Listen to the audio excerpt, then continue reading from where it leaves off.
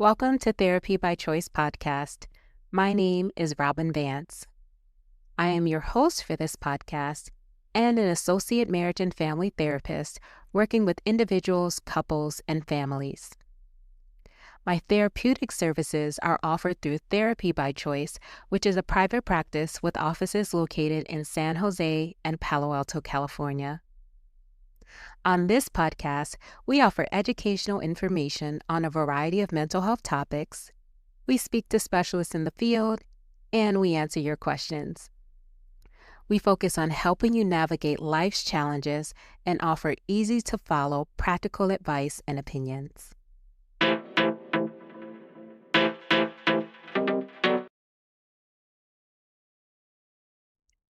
Welcome to Therapy by Choice podcast. My name is Robyne Vance.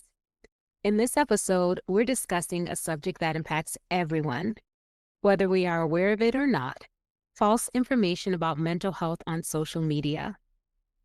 It's becoming more difficult to distinguish beneficial advice from dangerous misconceptions as wellness fads and self-diagnosis videos rapidly increase. I'm joined by the Reverend Dr. Richard HANZY'S to help us traverse this complicated terrain. We will be discussing the misuse of mental health jargon online and what we can do to protect ourselves and others. The Reverend Dr. Richard HANZY'S is a licensed marriage and family therapist practicing in multiple states. With more than 15 years of experience, he specializes in trauma-informed care, couples and family systems, and problem-solving therapy. A former 9/11 Air Force veteran, Dr. HANZY'S combines the discipline and resilience of life and clinical experiences with a compassionate, client-centered approach to healing. Rooted in a faith-based framework, Dr. HANZY'S integrates control master theory and contextual family therapy with spiritual principles, helping individuals and couples find meaning and strength even in their darkest moments. He is known for his warm rapport, gentle humor, and commitment to creating safe spaces where clients can name their pain, reclaim their voice, and discover new possibilities for growth. His work has been featured in regional behavioral health forums, and he regularly consults with churches and community organizations on trauma recovery and family wellness initiatives. Born and raised in Gibson, Louisiana, and shaped by his teenage years in Oakland, California, Dr. HANZY'S brings a rich tapestry of cultural insight to his practice.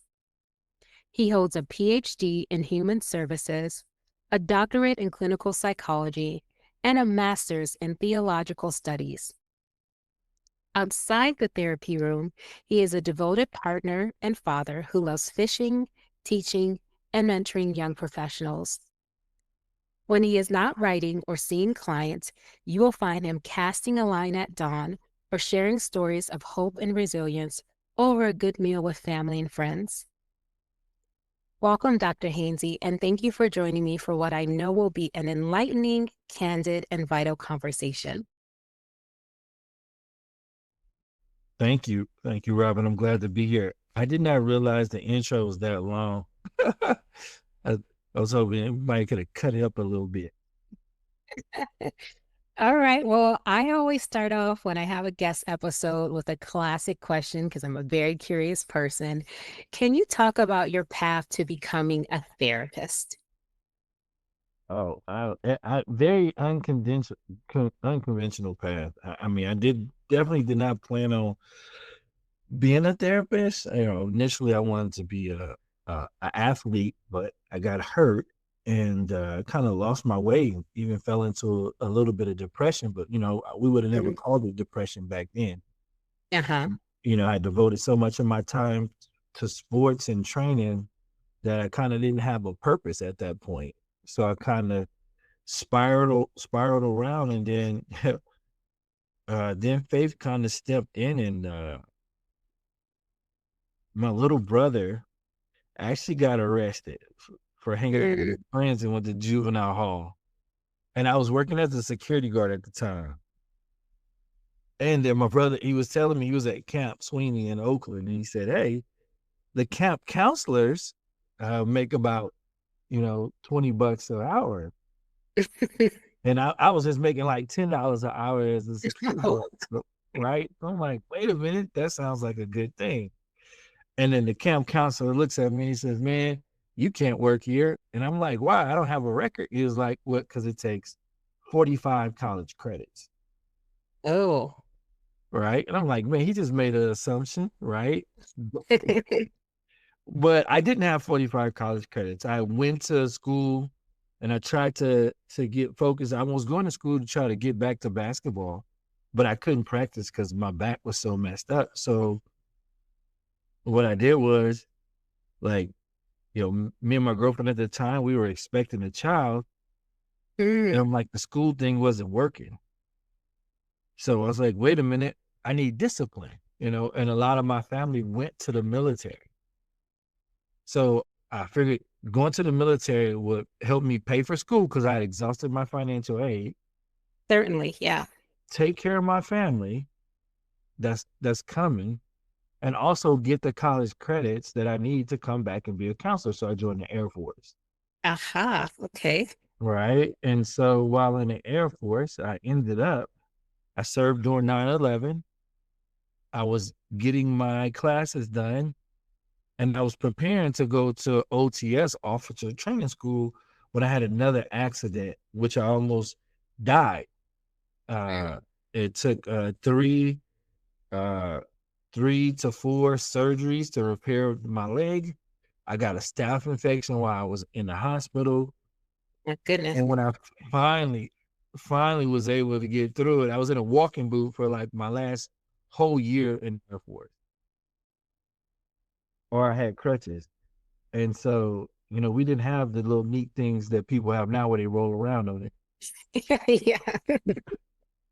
And so they changed in the military, they got this thing where you got a call sign in the Air Force. And they changed my call sign to Mr. Glass. It's like, man, you always hurt. So but another this provided another key moment because at this time in the Air Force, the suicide rate had significantly went up, and we had a lot of airmen struggling with anxiety, depression, and so I was able to join some groups, and I even became a mentor Wow, okay. to a lot of the other airmen in my unit. But see, it still wasn't clicking, right? Like it still wasn't Hmm. falling into place. And so when I got out, I was supposed to go to officer training school in the military. They called me and they said, hey, right? There's a line. I never heard about it being like militarily disability retirement. Like that I never heard that. And so they came in and they said, hey, here's a line that we have for like military members being disabled. They showed me the line, and I was like twice as high as the line. It was like, you have not been deployable for a year and a half. Your injuries are substantial. And I'm like, yeah, but I'm going to OTS. They was like, nah, you going home. Oh no. Wow, okay. Right. So they medically retired. Okay. And so it threw my whole plans in a loop because I was gonna get my degree, my full bachelor's degree, and then go back. But the good thing was I still had the 45 credits needed to work at juvenile hall. And so I came back, I applied for juvenile hall, right? Got accepted, but then guess what? Just these coincidences. Alameda County, San Francisco County, Sacramento County all went on a hiring freeze. So Talk about challenges. I qualified to work at these juvenile halls, but they're all on a hiring freeze. So I met a probation officer. He said, hey, man, I used to work in juvenile hall. If you want to work in a juvenile hall, he said, just go work at the group homes. That's going to give you experience and it's going to look good on your resume. When I went worked in the youth group homes, that's when I met my first And my mentor to this day, Dr. Monica Madden, she was an LMFT. Uh, I met her at working at a group homes in Hayward. I was working at overnight groups home called Harmony Group Homes. No, EE's group home in San Jose, Campbell area. Monica worked there as well. And so I kind of like going through the motions. I started to go back to schools, Cal State East Bay, got my bachelor's degree, and then I took a job as an intern probation officer. Thanks to Okay. Dr. Sheila Foster, who was my professor, my last class before I got my bachelor's. She said, interview the highest ranking person at the company you want to work for that you feel you can connect with. And Dr. Sheila Foster, she was the highest ranking African American person at probation at the time. She was the assistant chief probation officer. And so when she seen my names, see, Robyne, if you look at my name, Mm-hmm. it's not a typical quote unquote Black name, I understand. Trust me, I understand. right? Oh. So when I got there, she had the publicist and everything there, right? And then she looked at me, she's like, "You Richard?" I said, "I'm Richard." She's like, "Oh, baby, come here." I thought you was somebody else. And she just took me under her wing. She told me about I told her my journey, what happened in the military, me wanting to work at she was like, "You're gonna be a probation officer. You don't need to work at juvenile hall. So I want you to go apply for intern probation officer." So I went applying for an intern probation officer. I got the job that week. Passed the background check, all of the things that they had me do. And I walk in there like my second month there, and guess who I see in there? Monica, Dr. Monica Mack. I'm like, "What are you doing here?" She said, "What are you doing here?" I said, "I think you stalking me." And she from Detroit. So she's like, "Nah, baby, I work here too. You know, mama got 1,000 jobs." And I'm like, if I become a probation officer, I would make like $28, $29 an hour. This is back in the day. She was like, "Well, they pay me $50 an hour." I'm like, "That's what you've been getting paid this whole time? When I was with you in the group home making 15, you was making 50?" She was like, "No, I was making more in the group home." I'm like, "What?" Okay. So I said, "What is your degree?" Right? And she told me her degree, and I just finished school. I didn't know I wanted to go back to school.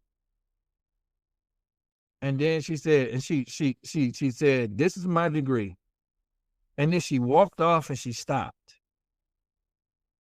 And we was real playful and real joking, but she was real serious.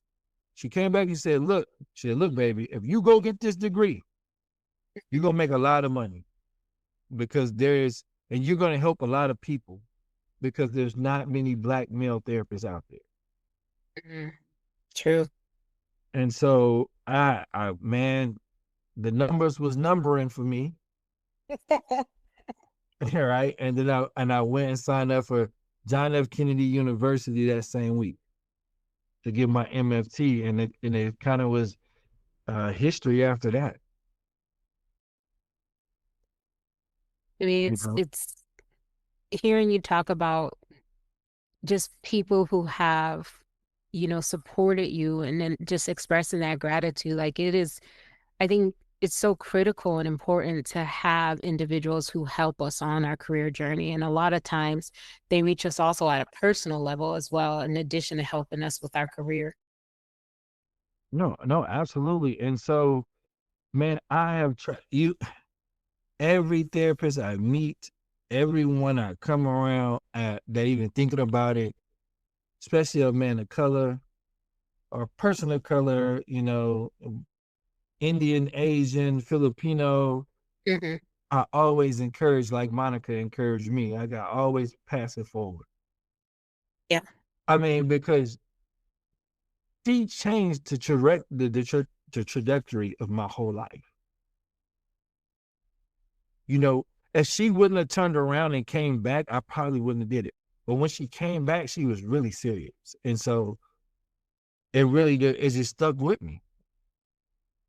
And so then I got into the career field, and then me being a man of faith, it was God. You know what I mean? She was Yeah. my angel. You know what I mean? To where I thought that camp counselor, I felt like his energy was more to push me away, Mhm. you know. Uh and so her energy pushing me forward, and then having him in my mind, it really just pushed me forward. I mean, I tell everybody school was not easy, you know what I mean? Being the only black male in class, you know, 80% of my classes, I was the only black person in there. I had another classmate, Sandra White. Me and Sandra are friends to this day. Me and having her in the class, even though me and her butted heads a lot, but I never told her every class that she was in, it made me feel safe. And so that really helped me because it was a lot of days I feel like quitting. Certainly, and the higher kind of sometimes the higher you get, the less and less you see of yourself. Mhm, And sometimes that can be, at times, especially if you allow it to overwhelm you, it can be very discouraging. mhm. Because see, she was the only person in class that I can be my authentic self with. Yeah. Like me and Sandra can argue over a topic, right? Like all the other students could debate over a topic. But if I debated with one of the students over a particular, I'm a 6'4" black male, right? So if I get passionate, then the next day I got to hear, or I'm getting an email saying, "Well, people didn't feel safe with you in the class,"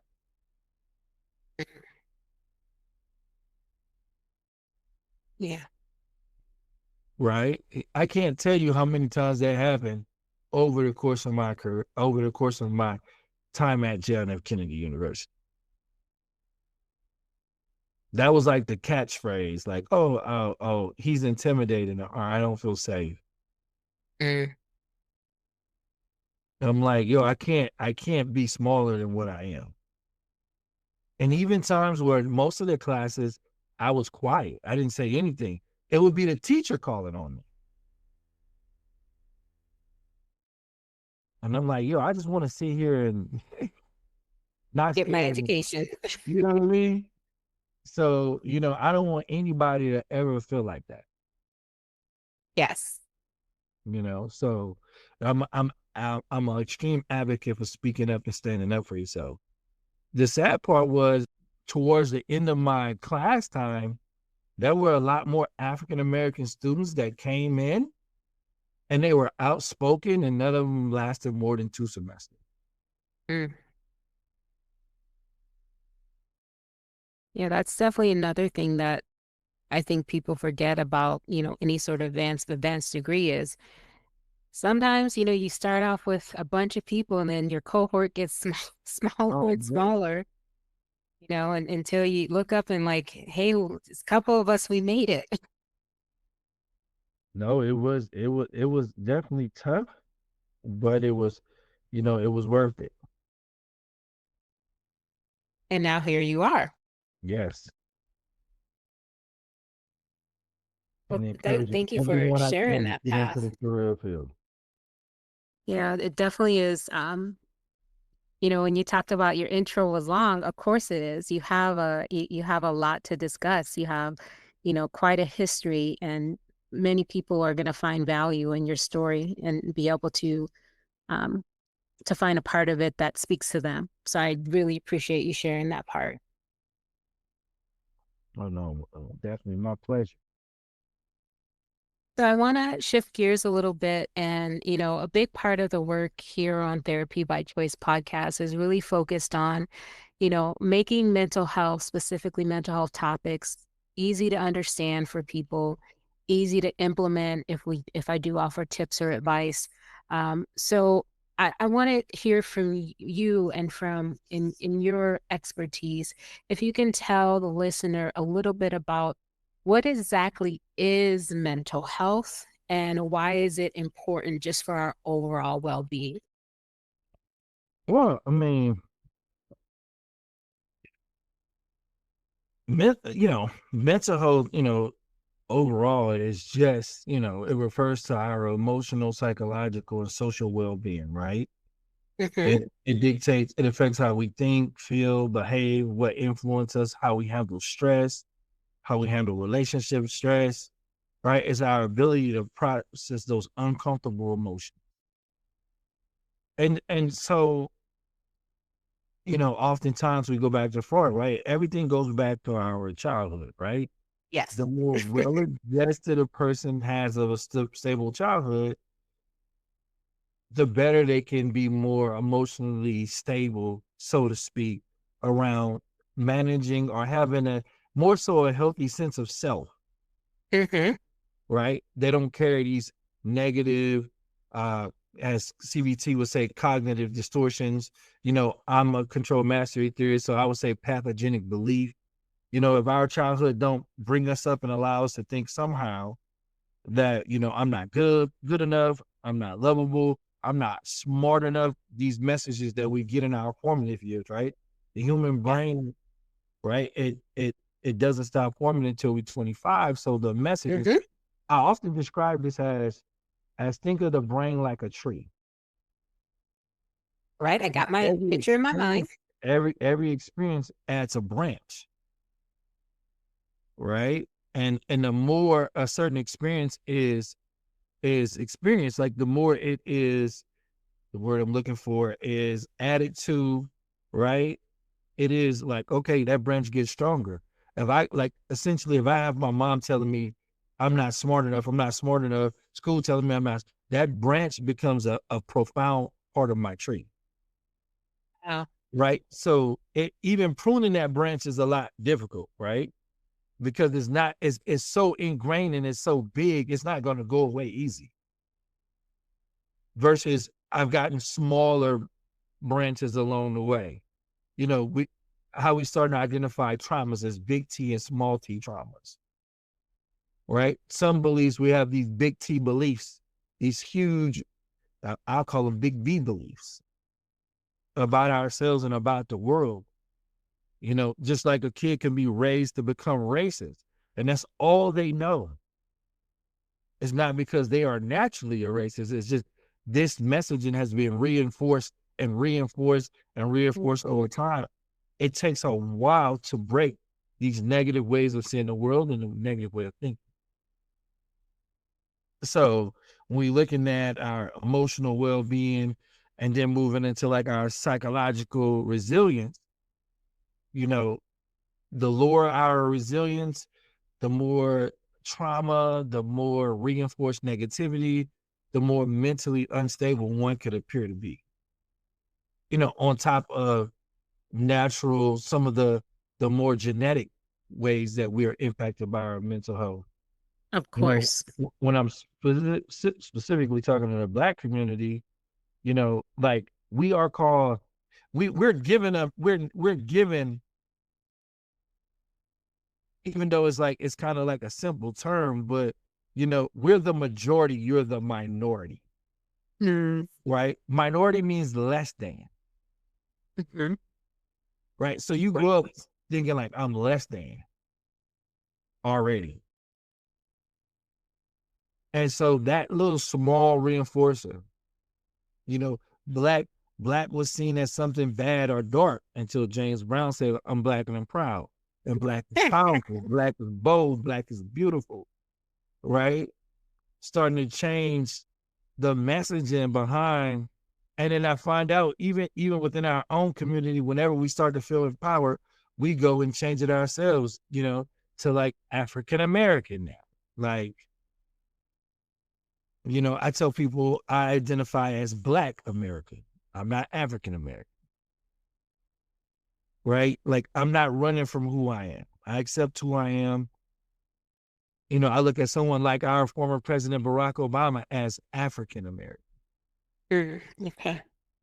right? Whereas versus me, I'm Black American. Just taking power in that. Just owning that gives me, that helps build resilience inside of me to let me know, I'm strong, I'm bold, and I do have a voice and I'm not less than. So when we look at like all of these little things,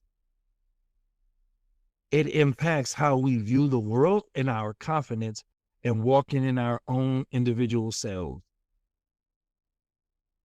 to be able to handle whatever comes, because life is full of stress, Yes, it is.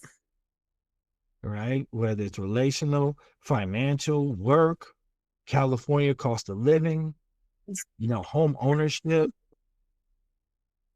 It's it's big on work environments, Mm-hmm.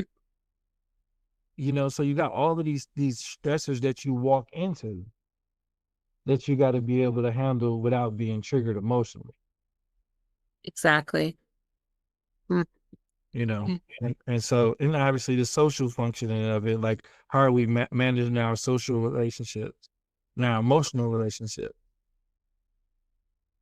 is huge, because I see a lot of, when I think about the social aspect of how mental health impacts us, I always just think of Charlie Brown. But all of those characters, you had anxiety, you had depression, Mm-hmm. you had all of these characters with these issues, and it showed on how those things, if untreated, how it can drain or make a relationship anxious, and what a healthy friend looks like. So, uncontrolled, unmanaged mental health can have a significant impact on our relationship. Exactly. Totally agree. So, so we look at it holistically, right? Mm-hmm. So maintaining our mental health involves like taking care of our self-care, connection, having healthy support system with others, how we eat, being active. I tell my people of color, like, yo, we have this dark skin, which means it means we need the sun. I'm every one of my clients of color, regardless of race, who have brown skin. We got to recognize this brown skin was made to get that vitamin D. And Yes. so everyone I see that say, hey, get your vitamin D levels checked. And everybody called me like Dr. Hanzy. I said, what? My vitamin D level was way below the normal, right? If you're not out there walking, you're not working in the sun, you're working in the office, your vitamin D levels begin to plummet, right? That can lead to the feeling low energy, brain fog. It even impacts your digestive system if you're feeling bloated all the time. Like vitamin D impacts us in so many ways. So when I got a person that's feeling down, feeling lethargic, low energy, I say, hey, the first thing I would tell a person before we look at depression, before get your labs checked, Exactly. There it is. right? And so let's see if we can rule that out first, and then we can start, figuring out the life stuff after that to kind of get you back to where you want to be. Um, definitely, we could end there and it would be great.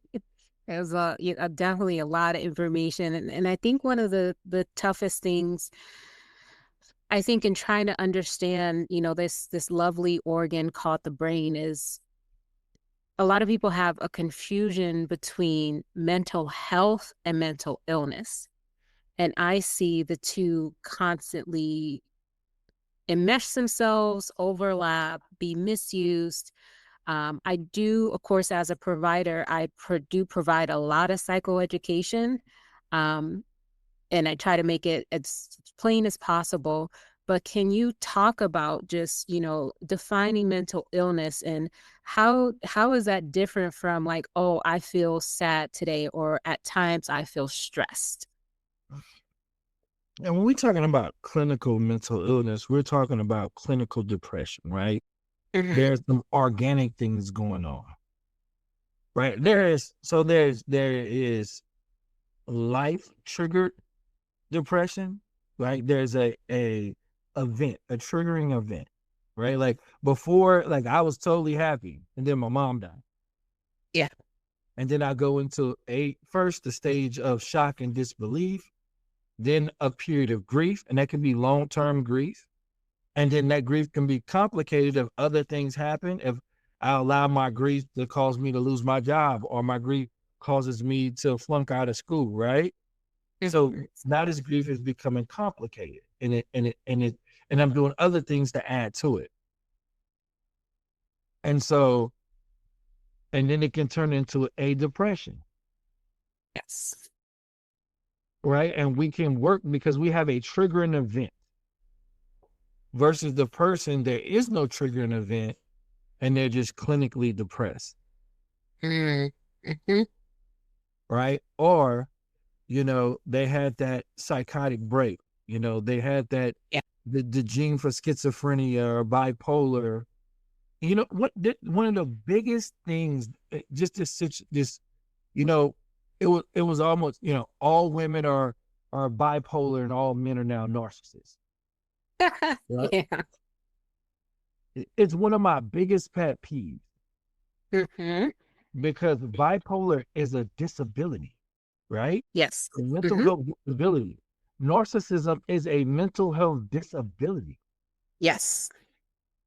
right? It's not a term to be thrown around because you're in a bad relationship or your partner left you or you did something to your partner and made your partner upset. It's like people are using these terms so casually, Yeah. but they're so significant. You don't wake up one day and you're a narcissist. You're born that way, Mhm. right?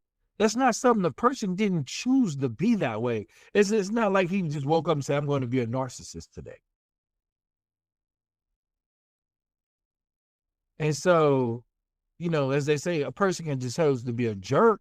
They can choose to be an unnice person. They Mhm. can choose to be a mean person. But when we talking about clinically mentally ill, that's not a choice. That's a significant disability, and those people are suffering. Yeah. And people use these words and these sayings, and they casually throw them out there in the fit of their own emotions or feeling rejected or hurt. Like we've gotten into a society where we're using disabilities to label people. The labeling. Yeah. And I see where people have gotten into it where like they want to self-label Mhm. to kind of get out of life responsibility, which does people who are struggling significantly with mental issues a disservice. It's a big difference with the person that's working every day to manage their ADHD to be successful on their job versus the people who are not showing up and not getting things done and say, hey, well, I got ADHD and that's why I'm not able to do this. Yeah. Right. So if I'm a hiring manager, I'm gonna think, well, every person with ADHD is gonna be this way? Or is it the person that's working hard to show up every day on time and putting things in place to manage their ADHD? Like they're using it to make excuse for problematic behavior sometimes. Now, obviously, that's not everyone, but Mhm. in a lot of cases, that's what's showing up. And people won't say it, but we all see it in the profession, Every single day. right? And with the advent of Chat GBT, I got clients that have diagnosed themselves. I even had someone that came to me and said, hey, I'm looking for a therapist because, I've been using Chat GBT to go back and forth with, to process things. And I'm sitting there like, wow, like, as a therapist, he's like, now, like everything I say to this person is going to be taken, you right there. They're double checking and trying to validate everything you say. And which listen, I am all for if I got a person that has health issues, I'm like, get a second opinion, get a third opinion Mhm. from another professional, not AI, Yes. right? And AI is extremely useful. It is extremely positive tool if used correctly. And so, us in the mental health field, we're all having to navigate it. And I love that my clients are more informed. I love that the general public is more informed as a whole. But when we looking at severe, I'll even go back a little further and say what everyone thought was schizophrenia wasn't even schizophrenia back in the day. Yes. Right. Uh, it was kind of like, so I say this, uh, it's true. And some people will be like, yeah, that makes sense. Some people will be kind of upset by the expression, but I call Ronald Reagan the father of mental health. Hmm. Right. Right. Look at you. Never heard that before, right? No, first time I'm hearing that. I'm gonna give you something, right? Right. Ronald Reagan closed all of the asylums. So let me tell you how young mental health is, right? My first supervisor in Contra Costa County was the first child therapist the county hired. Wow.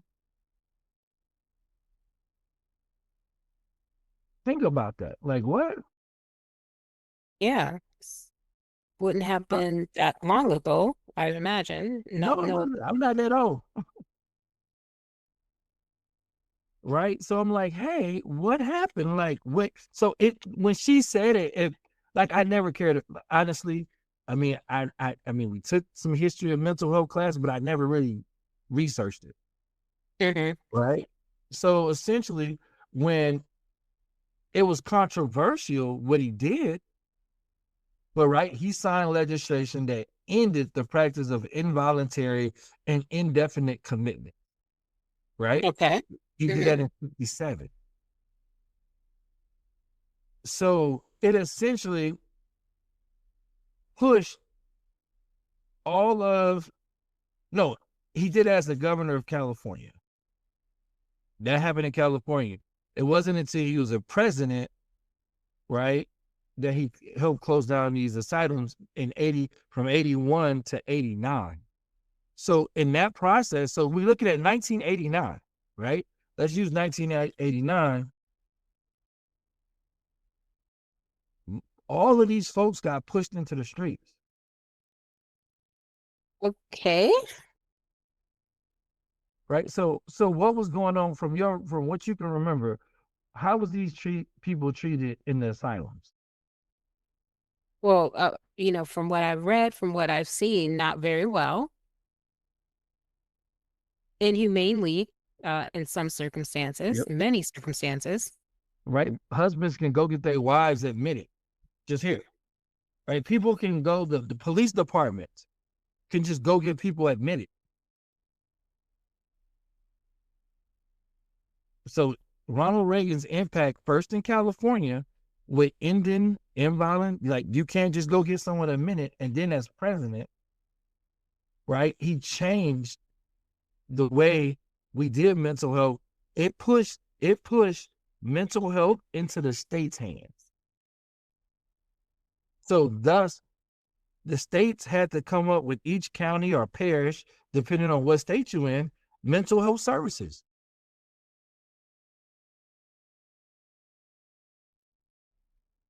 Especially in California.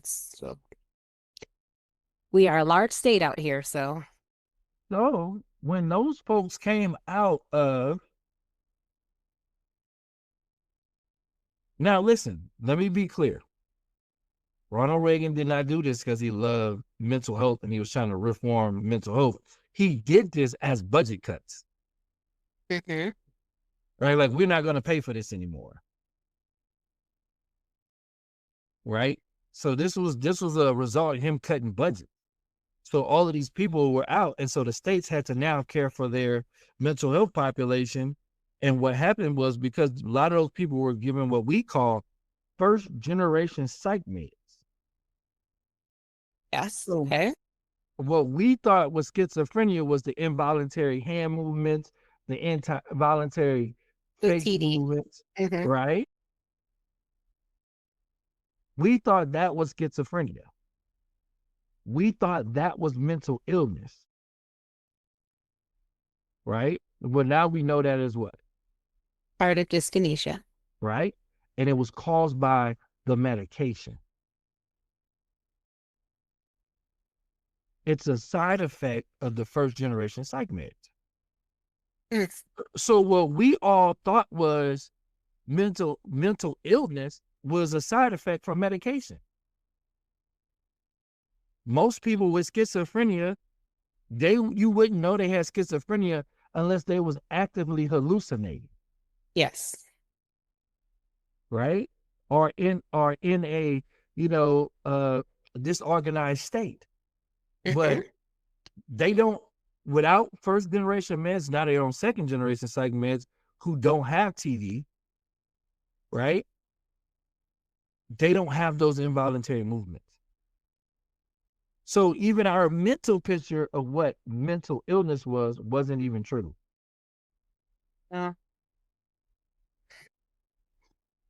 Definitely safe to say, in regards to behavioral health, we got it wrong at a lot of a lot of stages.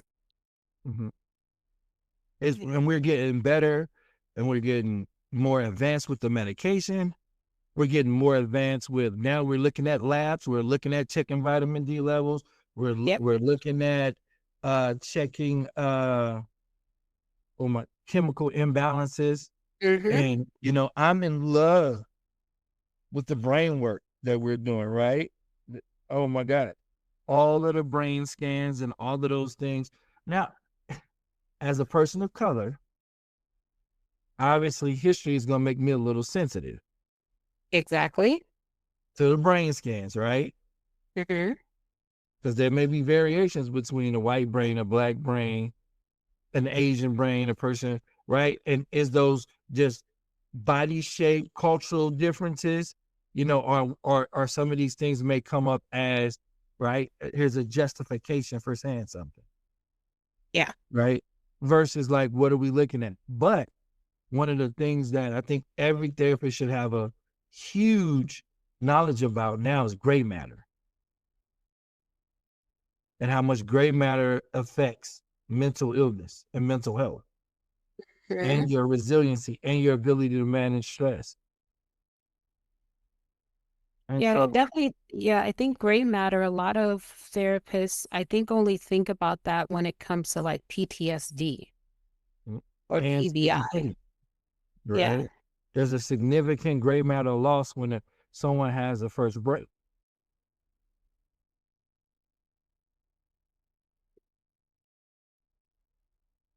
And so the more we understand, so when we get into the brain scanning and brain imaging and the things that's given us what the different brains with different mental health disorders look like, we're starting to develop a map.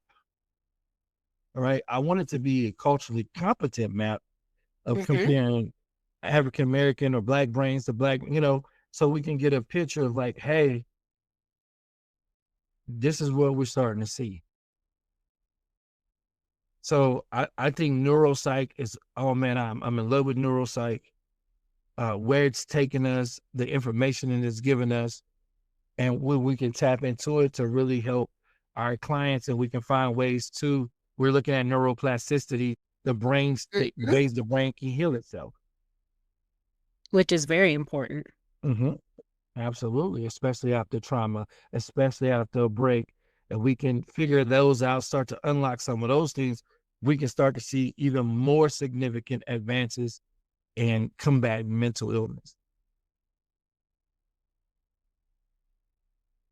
And with, all of everything that's available now, we're only in 2025. I know that sounds odd, but we're in 2025. A lot of information is now available. People can read studies online if they so choose to. They can choose how they want to invest their time. There's a wealth of knowledge out there. Um, what's your thoughts about, why it's important that we do talk about mental health today? And of course, that includes social media being a part of that. Well, I mean, uh, when I first got in mental health, it was mental health awareness, right? We had to Hmm. push it out there. We had people needed to get help. People were struggling. We wanted to, again, I told you I was in the military, so there was a lot of folks, the stigma around getting help, folks were killing themselves versus going and getting help because of the stigma. So we recognize in the mental health field, whether you worked in the clinics, psych emergencies, that the stigma was killing people. Literally, right? So, along that lines, the development of the internet and social media is almost kind of parallel, right? Yes. So, hey, we need to utilize this fast growing tool to get mental health awareness out there. So in that way, the internet was a blessing. It got you access to resources, Hmm. mental awareness, help online. We got the helpline. We got all of these resources now at your fingertips, right? Uh, Online support groups and all those things. But the problem is the internet is also not a regulated space, Exactly. right? Hmm. And so this became anybody who had a voice and knowledge of how to operate and get on the internet and go live or post things, they utilized it, right? It could have been a very damaging, uninformed voice, but Hmm. they did it. So for instance, one of my friends, who's a probation officer, me and her have known each other now for over 20 years. And she came out of a breakup and she knows me, right? She knows I'm gonna come back hard at anything she gives me, mental health based, if it's not facts, Yeah. right? So apparently she said there's a lady, she's Indian and she's a doctor. And she's got over hundreds of videos. The amount of videos she has, she told me her name, I looked her up. The amount of videos she has on YouTube about narcissists and the various type of narcissists is insane. Mm. And she calls herself doctor. Very strong title. She is a teacher. She's never practiced mental health, right? And Hmm. she has is this type of narcissist. Is that like she's got 101 version of narcissist that clearly is not in the DSM. Right. And but also again, I'm like, that's like saying again, like narcissism is a mental health disability. Yes. The personalities are they're born with these things, right? So now everyone that goes to a breakup, this person who's a quote unquote doctor is giving them all of these things to say this is the type of narcissist I was dealing with. And then that spreads. But that type of narcissist don't even exist. It's a made up figment of this person's imagination.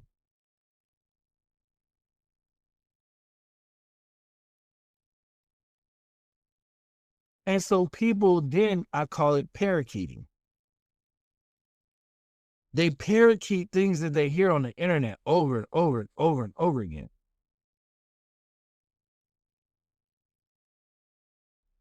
And then we're going to navigate to the thing that fits our narrative. Yes. And that's the thing with labeling. Whether you're labeling others, like if I'm labeling others, I'm not taking accountability for how I contributed to something. Hmm.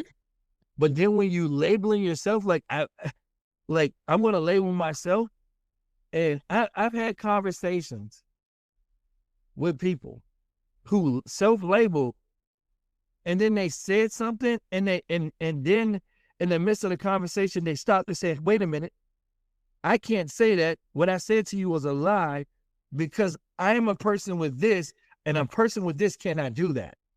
So see, I'm even lying."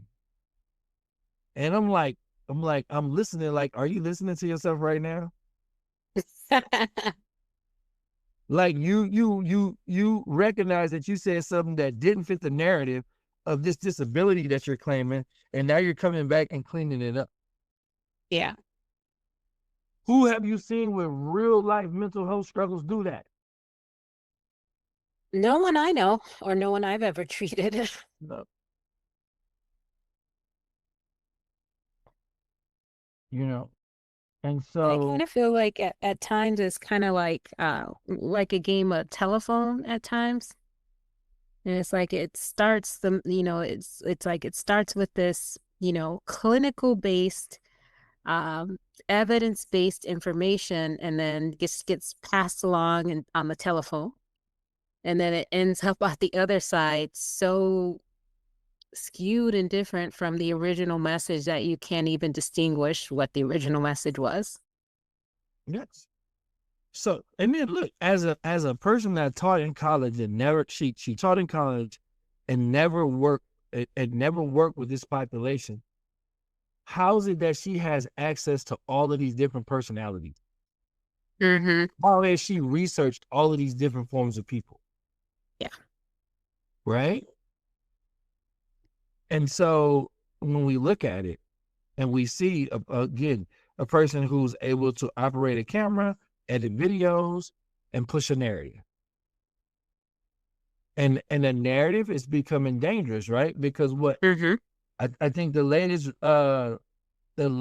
online statistics from the Pew Research Center says 25% of adults trust what's on the internet. That's true. That's too high of a percentage for my liking. 25%. 75%, right? Accepted to some level with skepticism.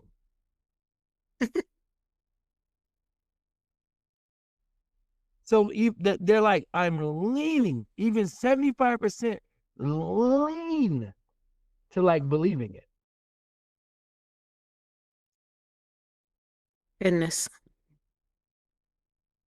That's crazy. This is not, this is the Pew Research Center.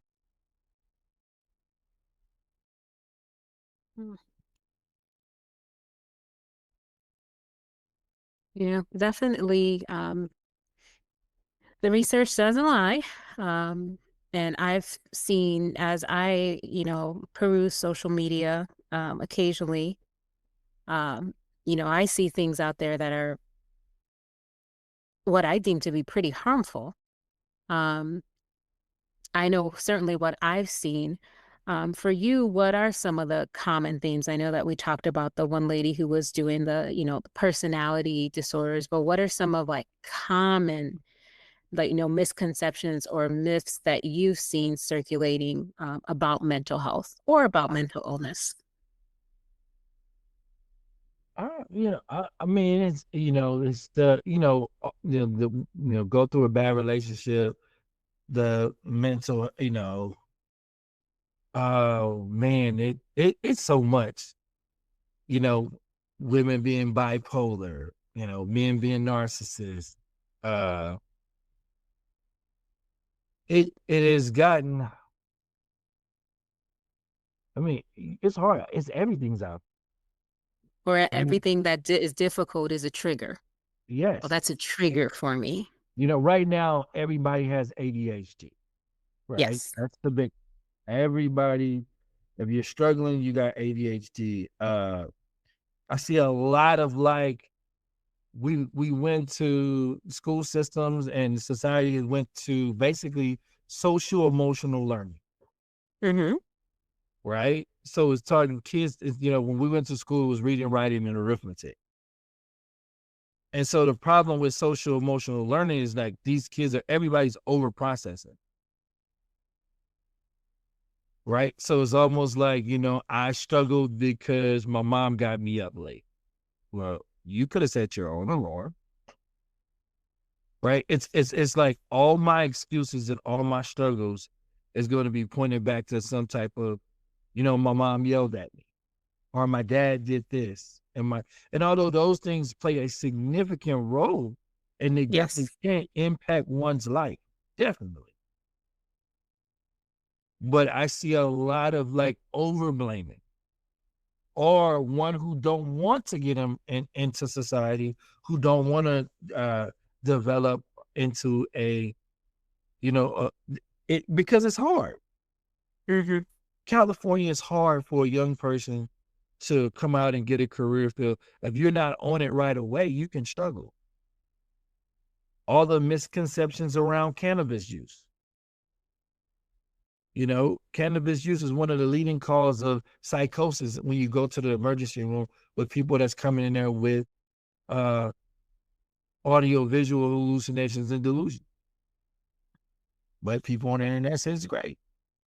A lot of people will tell you that they think better. They work better when they high. Helps them function, etc. Yeah. Have them work a shift in the emergency room. So there's so many misconceptions and there's so many opinions, but they're not professional opinions. Yeah. And that's my struggle is like, because the internet is not regulated and you have all of these non-professional opinions, and with 25% of the population believing it, and with 75% going to lean to it if you present it in a professional way. You know what I mean? If it's presented in a professional way, people are more apt to listen to it. You're presented with usually someone with an assertive voice, someone with some sort of uh, education normally. They usually seemingly appear to have their own life in order. So why not trust them? Yes. And what makes it difficult for us as providers is now we're actually having to be a myth buster. It's hard to Exactly. really bust a myth that a person really wants to believe. Yeah. Mm. And for those who are really struggling, um, I think it's important to discuss, how this misinformation and how these myths about mental health and illness really do harm individuals that actually really may be struggling and maybe they haven't reached out for help yet. So how do you think, what's going on is harmful to that population? Well, first, I hope that we have a lot of mental health awareness out there Hmm. to where they can at least call the helpline or go to a NAMI or, your local mental health organization, between us and the hospitals, the county state-run hospitals, the private hospitals who now have robust mental health programs. Hopefully, public health, there's enough awareness out there to where they can get to us now. I think we have a strong enough presence in most places to where it's accessible. Uh, Even if you're just calling in. But for the folks that's out there, it's absolutely damaging folks who don't or kind of are socially disconnected or don't have a trust of systems, right? There's a Hmm. lot of folks that do not trust systems, Yes. right? They want to be on the fringe. And I think that's where those folks, when you have a lot of folks who don't trust systems, and there's somebody out there who like don't trust systems, and they're giving their own beliefs and opinions, I think a lot of folks will follow behind that. Hmm. We see it all the time. Yes. So, unfortunately, everybody has a following. Whether you're speaking facts or false, if you get on the internet, research and statistics shown, Whether you take off from right now, the first month, second month, or 10 years from now, if you consistently become a presence, you will develop a following. Mm. Whether you speak in truth or lie. Well, mm. And how do you think,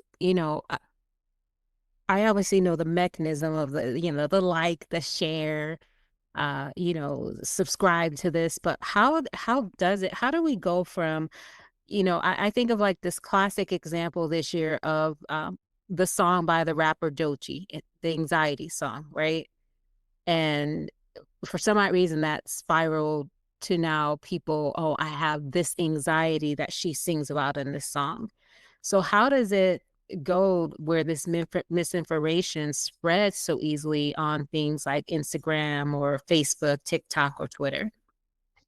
You remember like all of the like one celebrity goes into rehab, and then it's like on every page, like, oh, the celebrity went in rehab, and everybody's like, we're praying for you get better. And now there's another celebrity going into rehab, and there's another celebrity going in. Now it's like, oh, it's kind of a funny thing where like Angelique started adopting black babies. Now everybody went and adopted a black Mm. baby. What do we call that? Trending, Mhm. Okay. right? When something starts to trend, right? It's a parakeet society. It's a copycat society, Mm. right? And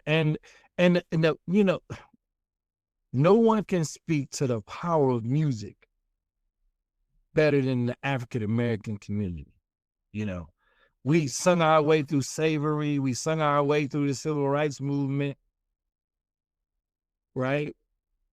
Music. Everybody has a song or two that they hear that touched them in a special way Yes. when they were down, when they was out. So the power of music and storytelling can make someone feel in a certain way overly relate. Mhm. Wow. Okay. Right. So, in our culture, music is extremely powerful in moving, Yes.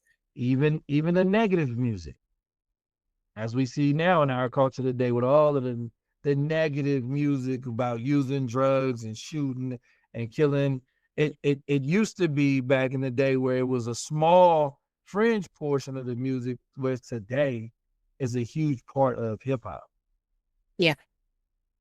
The degrading of women and always talking about killing and shooting.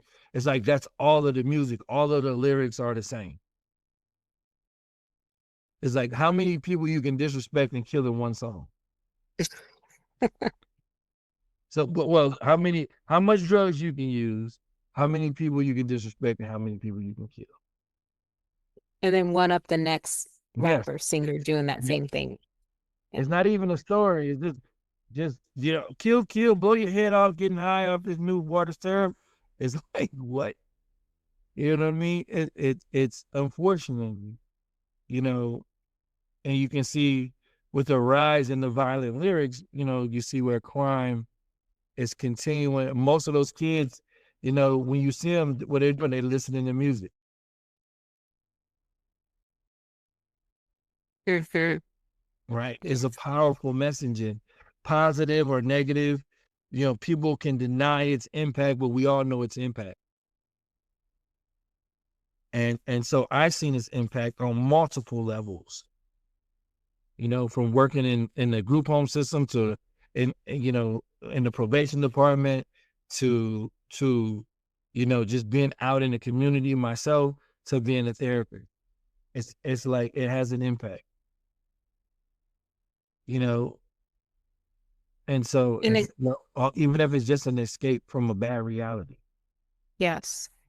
Yeah. And I think, I think we're all guilty of, whether it's, a song, scrolling news. Some people, I like a good puzzle. We all, like doing something to kind of help us deal. And I think, when we talk about songs and different things, or maybe some people like to doom scroll. I don't want to like minimize the role that some may play in, combating mental health misinformation and mental illness, but there's also people that perpetuate it. Um, what role do you think, people like celebrities and influencers play in either perpetuating or combating myths? Listen, I think more mental health awareness around it. Hmm. You know, sometimes we got to speak up, even if people are not going to agree, or there's always people out there that's going to have a various opinion, or they believe passionate about something. Like, we're not always going to, what I say, I speak the truth to the power, right? Like what I say about cannabis, many people ain't gonna like, but I've watched cannabis destroy a lot of people's lives. Yes. I have years of working in psych emergency and in the ER at different hospitals. Like, I watched it. There's many people that can vouch for my expertise and my training. There's many families going to say, "Hey, where were you?" But Dr. HANZY was there. He helped us through that. So, as far as the internet is so vast. The negative voices are definitely outgrowing the positive. Mm, And unfortunately, the negative experiences with our current mental health system is feeding to that. yes. Yeah. And that, that kind of ties into a question about, the misinformation out there, what that does to delay or prevent someone who's actually is wanting to seek professional help. No, definitely the misinformation. Obviously, growing up, you'd be like, you don't want to go there. You're crazy. There's no, them people can't help you. If you go there and tell those people too much, you're going to get in trouble. Mm-hmm. Right? It is, and then when a person walks into, let's just say, you know, how many Latino clients right now who may have a parent that's undocumented. How comfortable they feel with their therapist in telling them, like, my parent is undocumented. Mm-hmm. Like, I'm coming in with the anxiety about what I see on television because I have an undocumented parent. Is it safe to say that? And guess what? Like, if the person sitting across from me is not a Latino person, or they may feel even comfortable with a person of color, like, what if the person looks like a person who looks like they're a Trump supporter? Like, it's all of these psychological barriers, even walking into a place. Was I welcome? I've heard, I didn't feel welcome at the reception desk. Yep. Heard that before. Right. And so, my experience with a therapist didn't go right. So so I'll tell you a personal experience, and it might get just a little off subject, that I had as a new therapist. It, And I worked in the clinic, right? And it had this marker on all of the charts, right? And it said HEE or LEE. You know, HEE or LEE? yeah. You ever seen that before? No. You know what EE stands for? Yes. What? Take a guess. I'm gonna see if we on the same page. I have seen EE stand for employee. I could be wrong. No, these on client chart. Oh, client charts. Okay. EE. Let me take a wild guess. Is the word emotion in there? Yes. Okay. Engaged, emotionally engaged, Nope. emotionally, Not. I think I'm gonna help you out. Emotional. emotional, E, E, E, E, E. Wouldn't be anything clinical. It's clinical. Emotion. It's clinical. Emotional. I don't want to say empathy. I don't want to say empath. Emotional Expression. expression. Yes. Okay. Right? H It was a E part E. of your initial how the client presented. Okay, got it. All right. So when you go in, so the way the clinic was set up, we had those folks that just did intakes. And then the charts was assigned to clinicians. Got it. So there was the high EE stat and the low EE stat. There was never a stat for low EE. Mm. Clinicians would tell the people, hey, if you get a low EE, assign them to me. So when I came into the clinic, my first 25 cases was all high EE.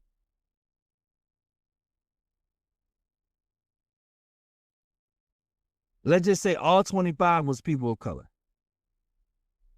Wow. Right? So if you came in there and you talk loud or talk with your hands or overly expressive, Mm-hmm. you were considered high EE. So it was almost like a discrimination tool. And I quickly spoke up about it.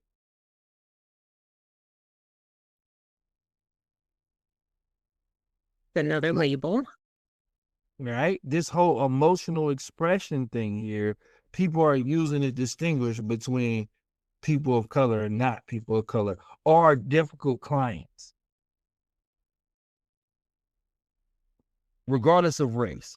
If there was a difficult client, they put them in high EE. So you have people of color and difficult clients all thrown into the high EE stat, and they weren't getting seen. You'll have a kid, you'll have a family or a person come in designated as low EE, and they'll get a therapist right away. Where there's people in the stat been waiting a year. Mm.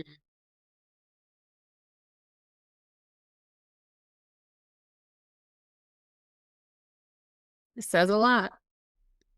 Right? And so, how do you think that person feels?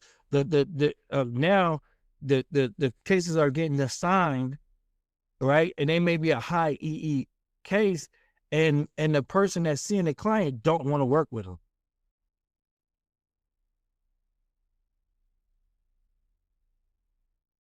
Kind of already tells them, it gives them a status of where they are in the system, or what the system thinks of them. Well, the therapist will be short with them, quick to be dismissive, say, "Oh, I don't think we're a good fit." Right? There's ways they can get out of it. And ultimately, yes, it prevents people from wanting to seek further help. Because why would you, when you got that experience, and especially if that is your first experience and thereby now the blueprint by which you believe all your experiences will be? That's right. I was pushed off. I wasn't heard. The person didn't seem like they had time for me. Mm-hmm. They ignored me. I mean, I can tell you the list, go on and on and on and on and on and on and on about the complaints that I got. Mm-hmm. So that experience with the mental health, it will amplify the negative voices that they hear online already. Yeah.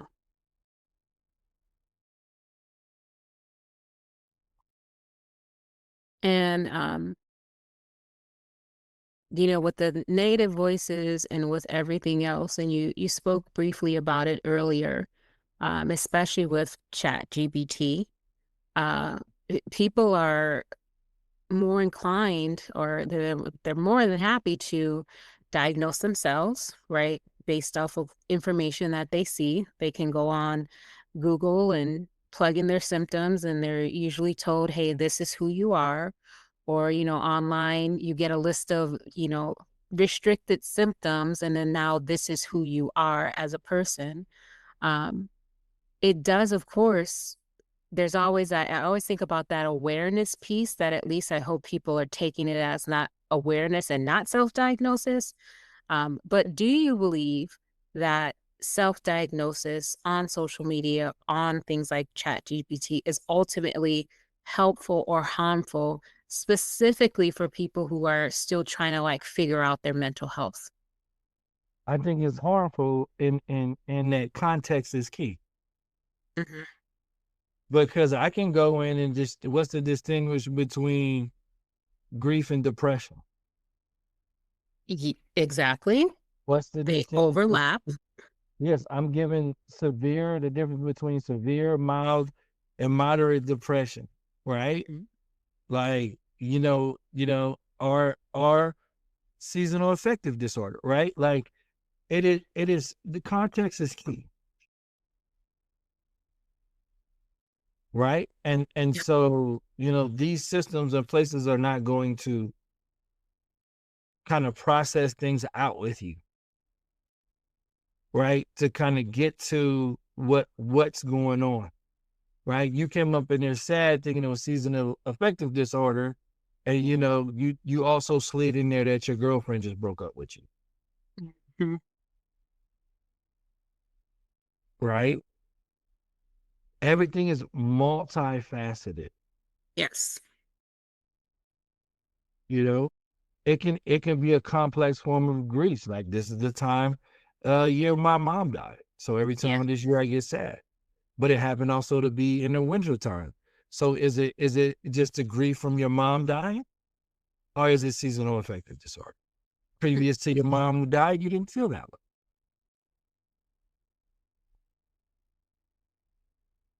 And then we have people who, um, post, say, hey, it's this time of the year. You feel these limited 3 symptoms or limited 5 symptoms, and that equals seasonal affective disorder. You know. But look, I'm gonna get you. I got clients that say, Dr. Nancy, I act like this just because I'm a Cancer, okay? You know what I mean? That's just how us Leos roll. Yeah. You Okay. know, you know, people attribute things and symptoms to everything, right? Hmm. So it's just like, and they're basing that off of what a horoscope, Yes. right? This is information from a horoscope. Oh, I act like this. I'm supposed to have this attitude. I'm supposed to just be like this. I'm supposed to be mean. This is what I am, right? Hmm. People want to be labeled. They want to have these things. They want to feel like they know themselves.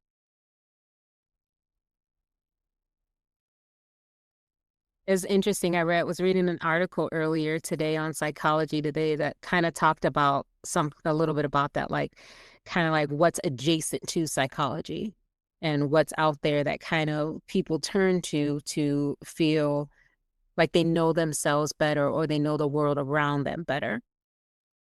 Mhm. Yeah, They need to be able to explain why they are the way that they are, exactly. right? And also sometimes people don't want to do the work. You know, the Mhm. work in therapy is hard work. And, there's no shortcuts to that work. You got to do the work. Well, nor do I don't want to label or normalize any type of unhealthy behavior, Hmm. right? Labeling it is just insight into what you're struggling with. But what did back? I'm gonna show you my age. The 18, Mr. T, they saying was knowing is half the battle. No, that was G.I. Joe. See how I messed that up? G.I. Joe. Knowing is half the battle. You still got to do something about it. Yeah. I mixed them up, right? So now that you know, what are you going to do about it, Exactly. right? Because I just can't say I'm this and just sit in it. I mean, you can. But then what does that mean? What does the rest of your life look like at that point? Yeah. All right. Well, I want to thank you for joining me for part one of this episode of Therapy by Choice podcast with special guest Dr. Richard HANZY. Tune in for part two, where we'll discuss what you can do to spot and avoid misinformation about mental health on social media and what reliable sources are available. Plus, we'll play a round of Robyne's random reflections. My name is Robyne Vance. Take good care. While we hope to provide insight and education, our podcast does not replace therapy, and listening to our podcast does not establish a therapeutic relationship.